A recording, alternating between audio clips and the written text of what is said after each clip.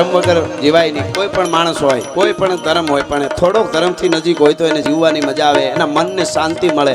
નહીંતર માણસ ડિપ્રેશનમાં બહુ ફરે છે. ત્યારે સંપત્તિ આવી ગયા પછી હક નથી, ભાઈઓને કાઠલા પકડે છે, બાપ દીકરાને ભળતું ન હોય, દીકરો બાપના કાઠલા પકડે છે, પૈસો બહુ આવી જાય તો એવું થાય છે. એ ન થાય એટલા માટે જે ધર્મને નજીક હોય એને વાંધો નથી આવતો. એટલા માટે આપણે ત્યાં ધર્મની વાત થતી હતી. આપણા બાપ દાદા પણ કાંઈ ભલે નહોતું, પણ એ ધર્મને નહોતા છોડતા. મરવાની વાત આવે તો માથા દેવા માટે પણ તૈયાર થઈ જતા હતા, પણ ધર્મને છોડતા નહોતા. એ બહુ મોટી વસ્તુ છે, બહુ મોટી વાત. માવડીઓ બેનો દીકરીઓ અહીં બહુ જાજી સંખ્યામાં બેઠા છે. મને ગમતી એક વાત વચ્ચે કહી દઉં. એક દીકરી બજારમાં નીકળે ને તો હેઠું જોઈને નીકળે. આમને નીકળી જુવાન દીકરી 18 વર્ષની, નીચું જોઈને વહી જાય, પાછી નીચું જોઈને વહી જાય. 1 દી 2 દી 5 દી એટલે બહાર ભણતી છે. પછી આવી અને પછી એને જોઈ 2-5 દી જોઈ એટલે કોઈ વડીલ 1-2 હતા, એને ઊભા થઈને આડા ફરીને એક દી પૂછ્યું, બેન દીકરી બેટા, ગામમાં તને કોઈ કાંઈ કીધું નથી ને? તને કોઈ વાંધો નથી ને? તને અમે જોઈ છીએ 2-5 દી તું બેટા નીકળે છે, આમ જા કે આમ જા, કોઈ આમ કે આમ જોતી નથી. નીચે જોઈને હાલી જા, નીચે જોઈને પાછી આમ વહી જા, તું નીચું જોઈને કેમ હાલી જાશો? એ દીકરીએ જવાબ આપ્યો. એ દરેક દીકરીઓ, જુવાન દીકરીઓને જીવનમાં ઉતારવા જેવો છે.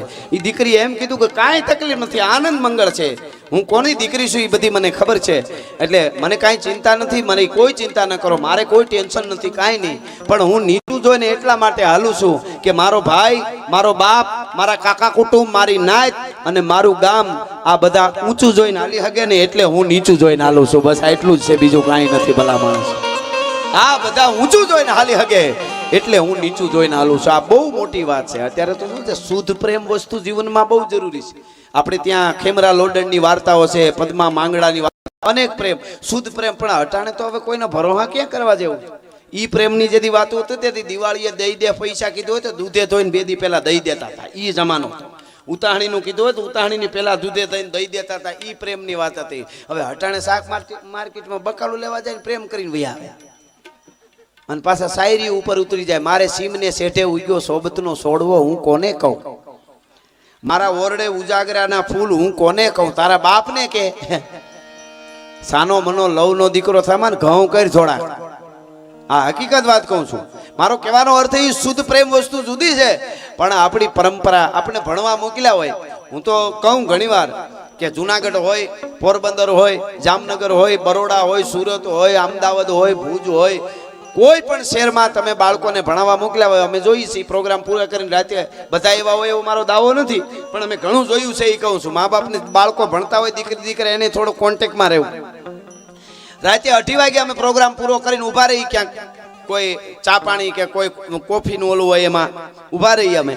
તો 8 વાગે બાળકો જુવાન બેઠા હોય, દીકરા દીકરીઓ 20 વર્ષના, 18 વર્ષના, 22 વર્ષના. આપણે પૂછી કયું ગામ? તો સૌરાષ્ટ્રનું ફલાણું ગામ. અહીં શું કરો છો? તો કે અમે અભ્યાસ કરીએ છીએ. તો અત્યારે 8 વાગે કેમ? તો કે નાઇટ આઉટ. હવે તમારી જિંદગી જ આઉટ છે, અમે નાઇટ આઉટની ક્યાં વાત રહી? હા, હકીકત કહું છું. પરસેવાના રૂપિયાથી કાળા મહેનત કરી તમારા મા બાપે ભણવા મૂક્યા હોય તો ઊંધે આંજ થઈ અને ભણવાનું હોય કે હું બતાવી દઉં એકવાર, હું બધું પડી નાખું અને મારે કરી બતાવવું છે. આ જીવન થોડું છે. હવે પેલા 100 વર્ષ જીવતા હતા, ત્યાંથી 70 પૂગી ગયા છે. એટલો તો આપણે પાછો આગળ આવ્યા છીએ. દુનિયા આખીની વાત કરું છું. દુનિયા આપણે એટલી બધી પ્રગતિ કરી ગયા કે 100 વર્ષ જીવતા ત્યાંથી 70 આવી ગયા. એ 70 બધાનું નક્કી નહીં, ગમે ત્યારે ફટાક્યો થાય, સિગરેટ હળગતી હોય ને આપણે ઓલવાઈ ગયા હોય પાછા તોય વળ ખાતા હોય, મારી નાખું તોડી નાખું, અરે કાંઈ ન થાય. એ તો બધું શિવના હાથમાં છે. મહાદેવ મહાકાલ છે ને, ઈ કરે થાય, મોગલ કરે થાય, ખોડિયાર કરે થાય, ભગવાન કરે થાય, દ્વારકા વાળો કરે થાય, આપણે કરી થાય. એ વાતમાં માલ નહીં. આ ઘણા કહેતા હોય ગામમાં હું હતો એટલે ગામ બધું હમું નમું થયું, તારે થવાનું તો દેવું હોય તો ધરાર કર્યું. ઘણા એવા હોય. એટલે હું કહેતો તો નડે નહીં એના સન્માન કરી લેવા. કાંઈ હોય તો એને હું તો તમે ગામમાં સારું કરવાની કઈ કોશિશ કરો ને તો એમ કે ન થાય, રેવા દો, એમ કે તું નીકળે, અમે કરી લે. હો ભગત બાપુ, કાક બાપુ એમ કેતા કે હો કાયર હારા, એક નબળો ઓહાણી નહીં હારો. ગમે ત્યારે માસડો હેઠો નાખે. આ ડબરો, હું આને કહું, આને હું ડબરો કહું આ મગજને. આ ડબરામાં તમે સારું ન ભરો તો ખરાબ તો ખબર નહીં, એની રીતે ભરાણા જ કરે. ભૂંડા વિચારો જ આવે. બોલો, સારું ન ભરો એટલે ઓલા તૈયાર જ હોય. એક જુવાન છોકરો 18-20 વર્ષનો છોકરો બજારમાં વયો જતો તો નામ આવી મેળી, અને મેળી માથે નજર કરી એક બહુ મોટા સાહેબ મેળી માથે ટેલી રહ્યા, વોક કરે મેળી માથે. પણ 3જે માળે ઓલી ગોળ સીડીમાં માંડ માંડ સડેલા, શરીર એટલું જાડું.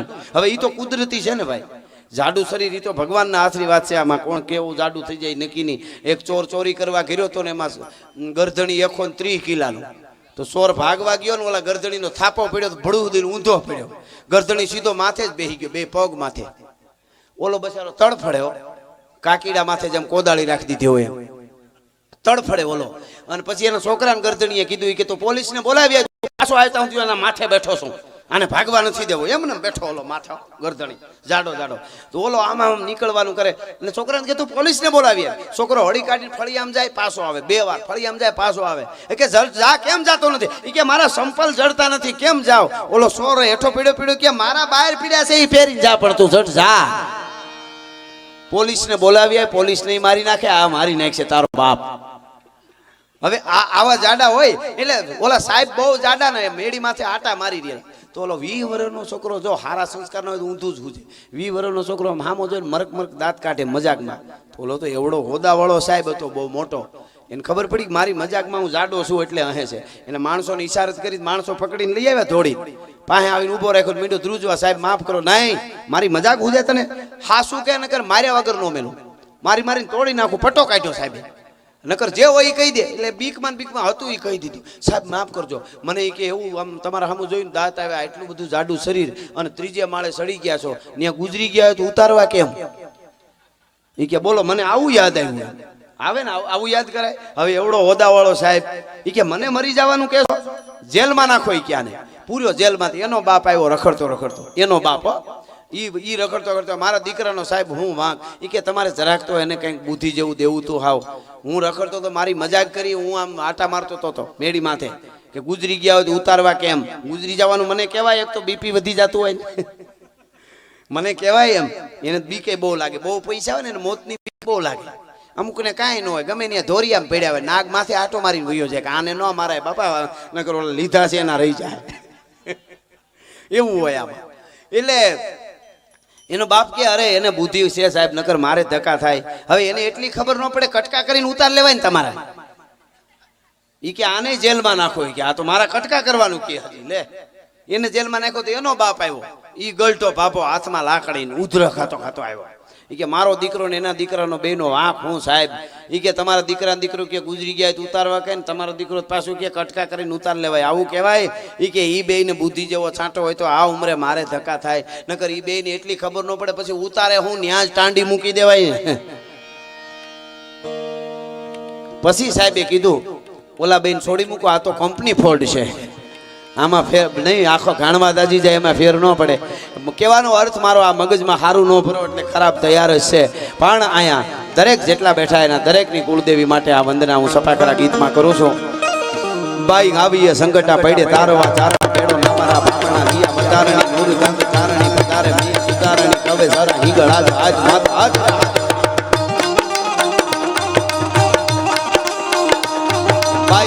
સંકટા પડે તારવા ચારણા પેડો નામરા ભાવના દિયા બતારણી નૂર ગંધ ચારણી બતારે મી સુતારણી કવે સારા હીગળ આજ માત હાજર હજુર જળ કરી કાતરાડ કાળિકા ભવાની કપા રવેતી અંબિકા દેવી કથા જગર આઈ મને વડા વડી રાજા પૂરી ચુંગ રેચી રડા વાળી હાજરાડી ચુંજનમાં બુટાળી મોમાં.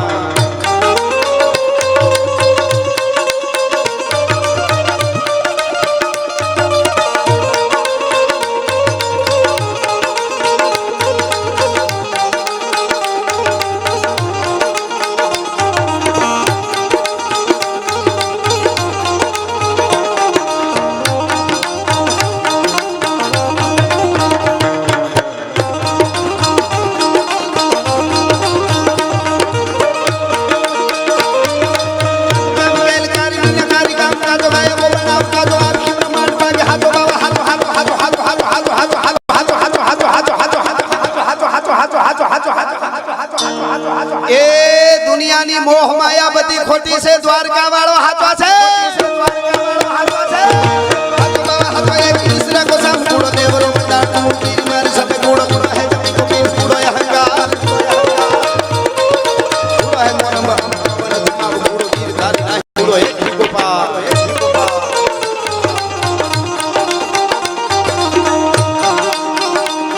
मेरी झोंपड़ी के भाग नाग जाग जाएंगे, राम आएंगे. આ રામ આવ્યો છે. આમ તો જૂનું મંદિર હતું જ, પણ નવી ઉર્જામાં રામ તીનમસ ગામને આંગણે આવે છે. અહીંયા બેઠેલા બધા મારે કેવું છે, દરેક જ્ઞાતિ જાતિ હોય, રામ ક્યારેક જ આવે ને કોકને જ આવે. તાણે કોઈ ગરીબ વિધવા બાઈની દીકરાના લગ્ન અટકી ગયા હોય ને ઊભો રહીએ ને જઈને કે મારા આટલા પૈસા લઈ લે બેન, થાય તો દેજે, નકર તારા કાપડામાં આને રામ આવ્યો કહેવાય. ગામમાં કાંઈક અટકતું હોય ને તમારી હારે ઊભો રહી અને રામ આવ્યો કહેવાય. ભગવાન સીધો ન આવે.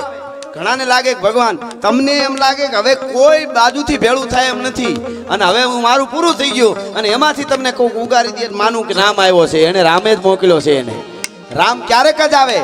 એમ રામ આવે, રામ આएंगे તો અંગના સજાएंगे. અને રામ કેમ આવે, કેટલાય આપણે ત્યાં દાખલા છે, પણ એક મને ગમતો દાખલો દઉં. આફ્રિકાના જંગલમાંથી નીકળેલો ડેકારી નામનો અજગર શિકારને ભરડામાં લઈ મુંબઈની તાજ હોટલને મુંબઈને જ્યારે આતંકવાદીઓએ ભરડામાં લીધું, કસાબ અને એના માણસોએ તાજ હોટલને આમ લાશુના ઢગલા શમશાન બનાવી દીધી. તાજ હોટલને પછી AK-47 હાથમાં લઈ અને માણસને મારતો કોઈ જ્ઞાતિ જાતિ હામું આવ્યું ઈ ગયું. મારતો કસાબ જાતો તો એક ગાડી લીધી, 4 વ્હીલ ગમે એની લઈ લીધી. આ બધાને ખબર છે આ બનેલી ઘટના 26/11 ની. અને હાલતી થઈ ગાડી. મુંબઈની બજારમાં તાકાત છે કોઈ હામો ઊભો રહીએ બંદૂક વાળો ગમે એવો હોય, ટોટલા દઈ દેવા પડે આડા. ઓલો ધણધણાટી બોલાવતો તો અને ગાડી રોડ માથે હાઈવે માથે હાલી આવે. સમજો રામ આવ્યો કોને કહેવાય. એ હાલી આવે ગાડી, એમાં એક મહારાષ્ટ્રીયન પોલીસની ટોપી, કડે પોલીસનો ઈ પટ્ટો, ખાખી લુગડા, હાથમાં ખાલી લાકડી દંડીઓ, પોલીસનો દંડો, અને એક માણસ ગળગળતી દોટ મૂકી. સાહેબ આ ભારતની ધરોહર છે. ગળગળતી દોટ મૂકીને આડો ફીરો કસાબને, આડો ફીરો લાય ગાડી રોકતા અરે હળી આમ દરવાજો ખોલીને કાટલો પકડ્યો. સાહેબ AK-47 જેના હાથમાં કોઈ એકલા બેઠા કલ્પના તો કરજો. અટાણે ખાલી એક રિવોલ્વરનું ફાયરિંગ થાય, 50 જણા હોય તો વંડી વાડા વહી જાય કે આમાં ખબર ન હોય કઈ કૂપનમાંથી નામ નીકળી જાય. AK-47 થી મારતો આખું મુંબઈ થાર ધ્રુજતું હતું. તઈ ગાડીનો દરવાજો ખોલ્યો ને આયા માંડી બંદૂકો. કસાબે ધાડ દુસો નીકળી ગયો વાહે. ઈ મરતા કસાબનો કાટલો પકડીને હેઠો પછાડી પકડાવી અને પછી શ્વાસ છોડ્યા ને ઈ તુકારામ પોલીસ વાળાને રામ આવ્યો કહેવાય. રામ આમ આવે, કોક દીક આવે ને ક્યારેક જ આવે, ક્યારેક જ રામ આવે. રામ આएंगे તો અંગના સજાएंगे. ઈ વાત છે આ. અને એ આવી જાય તમારા ગામમાં. એવા કોક હોય જ બીજું તમારું કોઈ પણ તમારું બોલો એટલે આજુબાજુના આવ્યા હોય કોઈ લાઈવ જોતા હોય એમાં હું આવી જાઉં. આપણા ગામમાં સંપૂર્ણ રીતે શાંતિ હોય ને આખું ગામ હંપીને રહેતું હોય ને તો એવું કોઈ દી વિચારવું નહીં કે અમે બધા હોશિયાર છીએ એટલે હંપીને રહી, બુદ્ધિથી હંપીને રહી છીએ. તમારા ગામમાં 5 માણસ એવા હશે, કોઈ જ્ઞાતિ જાતિના હોય, 5 માણસ એવા હશે જેનું પરમાત્મા હારે સીધું કનેક્શન હશે. એના પુણ્યને કારણે આખું ગામ આનંદ કરતું હોય, સુખ સમૃદ્ધિ અને શાંતિ હોય. બીજી વાત, કોઈ તમારું મોટું કુટુંબનું ઘર હોય ને સંપૂર્ણ શાંતિ સુખી તમારું ઘર હોય, હાખે બેહીને રોટલા ખાતા હોય ને, એવું કોઈ દિનો માનો કે અમે બુદ્ધિથી બધા હાંપીએ છીએ. તમારા ઘરમાં કોઈક નારી શક્તિ સહન કરતી હશે તો જ તમારા ઘરમાં સંપૂર્ણ શાંતિ હોય, નકર કોઈ દી શાંતિ ન હોય. એ કોઈ પણ નારી શક્તિ, માં હોય કે વહુ હોય, કોઈ સાસુ હોય, કોઈ વહુ હોય, કોઈ દીકરી હોય, કોઈ પણ એક નારી શક્તિ સંપૂર્ણ સહન કરતી હોય તો જ ઘરમાં સંપૂર્ણ શાંતિ હોય, નકર કોઈ દી શાંતિ ન હોય. એમ રામ આएंगे તો એ કોકને જ આવે, આएंगे તો અંગના સજાएंगे. આ બધું છે ને લાગી જાય તો થોડુંકમાં લાગી જાય, નકર આખી જિંદગી રેડી નાખે તોય ભેળું ન થાય. લાગી જાય તો થોડાકમાં લાગી જાય. એટલા માટે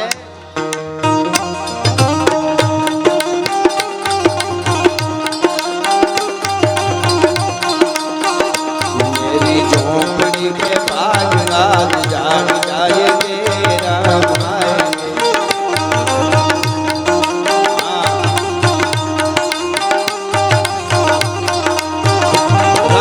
आएंगे तो अंगना सजाऊंगी, दीप जला के दिवाली में मनाऊंगी.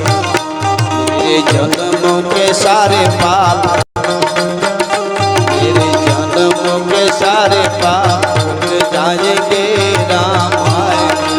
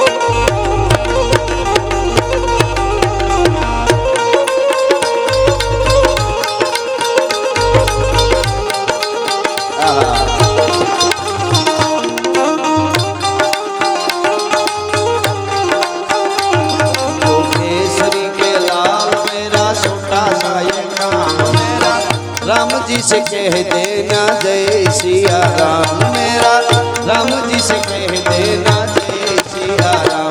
की जो केसरी के लाल